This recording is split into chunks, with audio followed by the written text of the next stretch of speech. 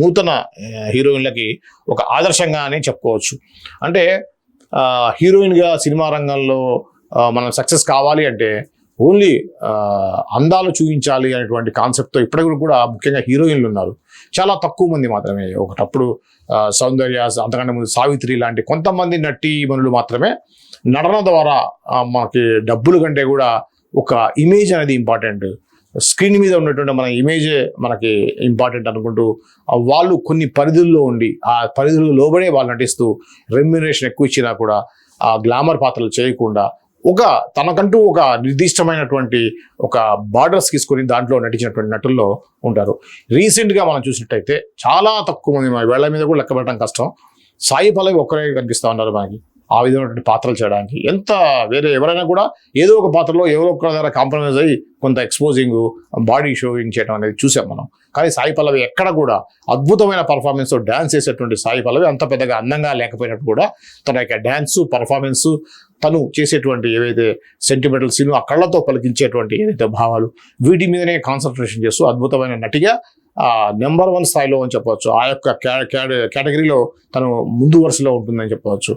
ఇప్పుడు ఆమె ఇంత కాలం చేసినటువంటి కృషి కానీ ఆ యొక్క తన బాటలో తనకి సూపర్ సక్సెస్ రామాయణంలో సీతగా నటించేటువంటి అవకాశం రావడం, రణబీర్ కపూర్ హైట్కి ఈ సాయి పల్లవి హైట్కి నిజానికి మ్యాచ్ కాదు. కానీ ఆమెకున్నటువంటి పర్సనల్ ఇమేజ్ ఏమాత్రం కూడా గ్లామర్ పాత్రలు నటించలేదు, సాంప్రదాయమైన పాత్రలు నటించింది. కాబట్టి ఎటువంటి సర్జరీస్ చేయించుకోలేదు. తనకు ఫేస్ మీద మొటిమలు ఉన్నా కూడా, నోస్ కొద్దిగా లావుగా ఉన్నా కూడా, అంటే మిగతా వాళ్ళలాగా లేదు నేను గ్లామర్గా కనపడాలని చెప్పి సర్జరీస్కి వెళ్ళకుండా న్యాచురల్గా ఉన్నట్టుగా ఉండటం, ఇవన్నీ కూడా తను సీతగా ఎంచుకోవడానికి కారణమైంది. అది రామాయణం అంటే ఒక చిన్న సినిమా కాదు, ఇండియన్ సినిమా ఇండస్ట్రీనే తల ఎత్తుకొని కాళ్ళు ఎగరేసుకొని చెప్పే సినిమాగా ఉండబోతుందని తెలుస్తుంది. ఎందుకంటే 4,000 కోట్ల రూపాయల బడ్జెట్ తోటి రామాయణం సినిమా తెరకెక్కుతుంది 2 భాగాలుగా. సో ఈ సినిమాలో సీతగా నటించడం అనేది ఎంతైనా కూడా ఒక గర్వకారణమైన విషయమే. ఇకపోతే రణబీర్ కపూర్ మనకు తెలుసు, ఆ కపూర్ ఫ్యామిలీలో ఈ తరం వారసుడు అని చెప్పవచ్చు. సో రణబీర్ కపూర్ కూడా ప్రశాంతంగా ఉంటాడు. ఆయన మనం చూస్తే ఎప్పుడే సరే చాలా సాఫ్ట్గా ప్రశాంతంగా ఉంటాడు. నిజానికి రాముడి క్యారెక్టర్కి అవసరమైనటువంటిది న్యాచురల్గానే ఆయనలో ఉంది. సో కాబట్టి రిషి కపూర్ కుమారుడైనటువంటి రాజ్ కపూర్ మనవుడైనటువంటి ఇప్పుడు ఎవరైతే రణబీర్ కపూర్ ఉన్నాడో ఖచ్చితంగా 100% రాముడి పాత్రకి సూట్ అయ్యాడని చెప్పవచ్చు. ఇంకా సీత విషయంలో కొంత హైట్ కానీ అది కానీ ఆ లుక్ ఎలా ఉందని కొంతమంది అనుకున్నప్పుడు కూడా రాముడికి మాత్రం 200% ఖచ్చితంగా యాప్ట్ అయ్యే క్యారెక్టర్ని ఆ రణబీర్ కపూర్ని వరించింది ఆ రాముడి పాత్ర. కలకాలం గుర్తుండిపోయేటువంటి రాముడి పాత్రలో ఇమిడిపోయాడని చెప్పడంలో మాత్రం ఏమాత్రం సందేహం లేదు. ఇది రామాయణానికి సంబంధించిన తాజా అప్డేట్. చూసాం 600 మంది స్టంట్ మ్యాన్లు, ఇది కూడా మనం చూసాము. ఇంకా కొత్త వార్తలు ఇవన్నీ చూసే ప్రయత్నం చేద్దాం. ఏడాది ముందుగానే టికెట్ సేల్స్ నిమిషాల్లో అమ్మకాలు పూర్తి.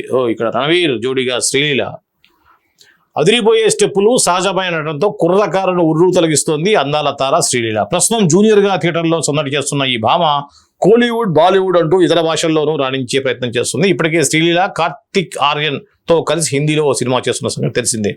ఇప్పుడు ఆమె మరో బాలీవుడ్ ప్రాజెక్టుకు గ్రీన్ సిగ్నల్ ఇచ్చినట్లుగా సమాచారం. కథానాయకుడు రణవీర్ సింగ్ కలిసి ఓ సినిమాల కోసం జోడీ కట్టుందట. బాబీ దేవోల్, రణవీర్ కలయికలో ఓ భారీ ప్రాజెక్టు రూపొందుతుంది. ఈ యాక్షన్ సినిమా చిత్రంలో కథానాయికగా శ్రీలీలను ఎంపిక చేసే పనిలో ఉంది చిత్రబృందం. ఇప్పటికే ఈ సినిమా కోసం కసరత్తులు మొదలుపెట్టారు రణవీర్, బాబీ. త్వరలో దీనిపై అధికారిక ప్రకటన వెలువడనుందని శ్రీలీల సన్నిహిత వర్గాలు తెలిపారు. శ్రీలీల చాలా యంగ్ గర్ల్ కావటం, అలానే మంచి డ్యాన్స్ స్కిల్స్ ఉన్నటువంటి శ్రీలీల ఫ్లెక్సిబుల్గా ఉంటుందని చెప్పేసి నటనలో ఫ్లెక్సిబుల్గా ఉంటుంది. అటు గ్లామర్తో పాటుగా అటు స్టెప్పుల్లో డ్యాన్స్లో కూడా, అదేవిధంగా అభినయంలో కూడా మంచి ఇది ఉంటుంది. బేసికల్గా తన డాక్టర్ MBBS స్టూడెంట్ అయినటువంటి శ్రీలీల మన తెలుగు అమ్మాయి కావటం, తెలుగు అమ్మాయి ఇప్పుడు నేషనల్ వైడ్గా అన్ని సినిమాల్లో కూడా యాక్ట్ చేయడం, ఇతర భాషలతో పాటుగా హిందీ భాషల్లో కూడా నటించడం ఎంతైనా కూడా తెలుగు సినిమా హీరోయిన్లకి ఇది ఒక మంచి మార్గదర్శకురాలుగా అనుకోవచ్చు మనం. తక్కువ వయసులోనే ఆమె నేషనల్ వైడ్గా మంచి ప్రేక్షకాదరణ, అదేవిధంగా ప్రొడ్యూసర్ల దృష్టిలో పట్టడం అనేది ఏదైనా కూడా మన తెలుగు వారు గర్వించాల్సిన విషయంగానే మనం అనుకోవచ్చు.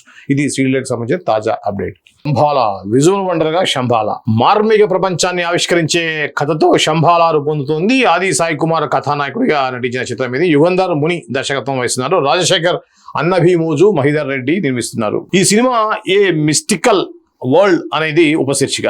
ప్రస్తుత సినిమాంతర పనుల్లో ఉన్న ఈ సినిమా త్వరలోనే ప్రేక్షకుల ముందుకు తీసుకొస్తున్నట్లుగా సినీ వర్గాలు ప్రకటించాయి. ఇటీవలే అమెరికాలో జరిగిన నార్త్స్ మెడికల్లో ప్రదర్శించిన ఈ టీజర్ కు గొప్ప స్పందన లభించింది. నిర్మాతలు తెలిపారు, సూపర్ నేచురల్ థ్రిల్లర్ కథతో రూపొందుతున్న చిత్రం ఇది. ఓ విజువల్ వండర్ గా అత్యున్నత సాంకేతిక హంగులతో సినిమాని రూపొందిస్తున్నారు. త్వరలోనే విడుదల తేదీని ప్రకటిస్తామన్నారు నిర్మాతలు.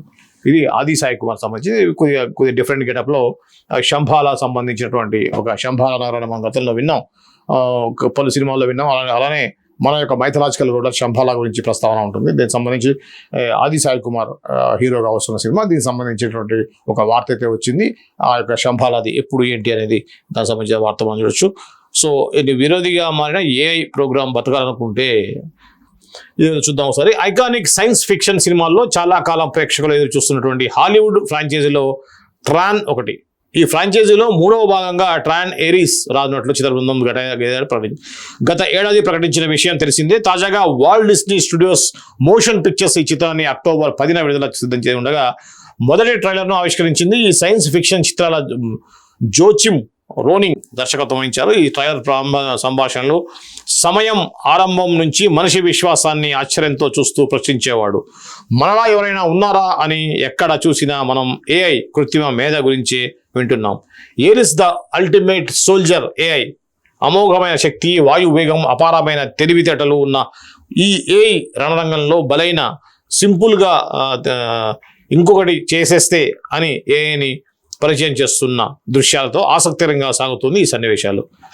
అసలు మనం ఇప్పుడు ఏఐ గురించి భయపడే పరిస్థితి వచ్చింది. మనం చూస్తున్నాం ఏఐ ఎంత తక్కువ టైంలో జనాల్లో అంతగా విస్తరించిపోయిందో మనం చూస్తున్నాం. ఇదే క్రమంలో ఇప్పుడు ఈ మధ్య మనం కొంత అడల్ట్ కామెడీ సంబంధించిన షార్ట్స్ కూడా వస్తున్నాయి. అది కొంత సాంకేతిక పరిజ్ఞానం తెలిసిన మాలాంటి వాళ్ళకు కూడా ఇది నిజమా కాదా అంటే వాస్తవంగా మోడల్స్ ఆ విధంగా చేస్తున్నారా లేకపోతే అమ్మాయి ఆ విధంగా చేస్తున్నారా డౌట్ వచ్చే విధంగా అంత న్యాచురల్గా అంటే ఏ అనేది అంత ఫాస్ట్గా డెవలప్ అవుతుంది. అంటే ఒకప్పుడు ఒక చిన్న జర్కో హెయిర్లోనూ ఇది న్యాచురల్ కాదు, ఇది ఏ అని తెలిసే పరిస్థితి ఉండేది.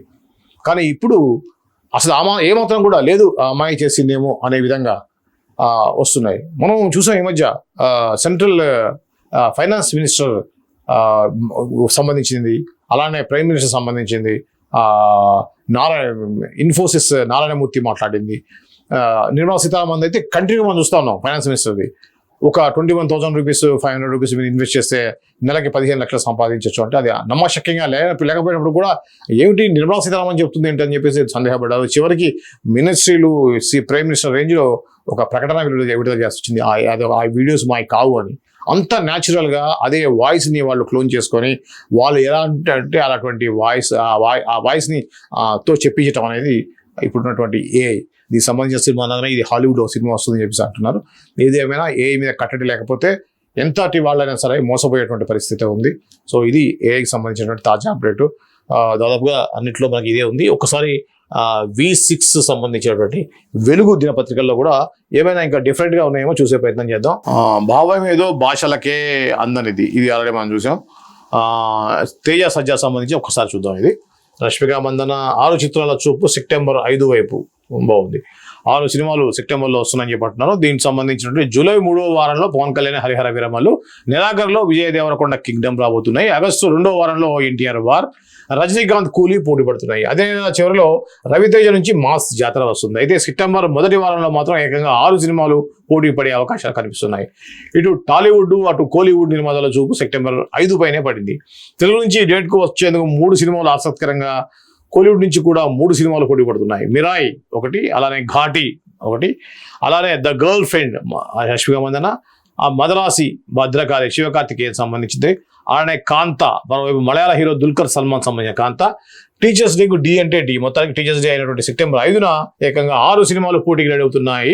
నిజానికి పోటీ పడాలనే ఉద్దేశం ఏ ఒక్కరికి లేకపోయినా ఓటీటీ డీల్స్ లాంటి కారణాలతో ఆ డేట్కు రావాల్సిన పరిస్థితి నెలకొంది.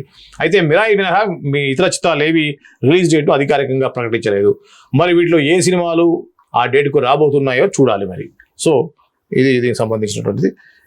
ఇక్కడ ఇది అక్షయ్ కుమార్ సంబంధించిన న్యూస్ చూసాం. ఇవన్నీ కూడా ఆల్రెడీ మనం చూసినాయి. ఓకే, ఇప్పటి కూడా మనం అన్ని చూసాం. అన్ని పేపర్లు కూడా దాదాపుగా ఇంపార్టెంట్ న్యూస్ అయితే అన్నిట్లో కూడా వచ్చింది. ఈ క్రమంలో దాదాపుగా అన్ని పేపర్లో ఉన్నటువంటి సినిమా వార్తలు మనం కవర్ చేసాం.